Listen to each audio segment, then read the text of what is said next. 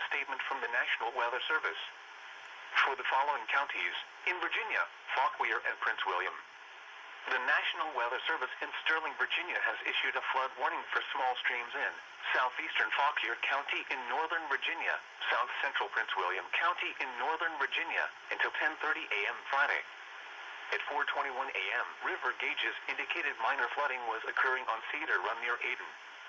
Roads near Cedar Run may be flooded. Some locations that may experience flooding include Bristersburg. A flood warning means that flooding is imminent or occurring. All interested parties should take necessary precautions immediately.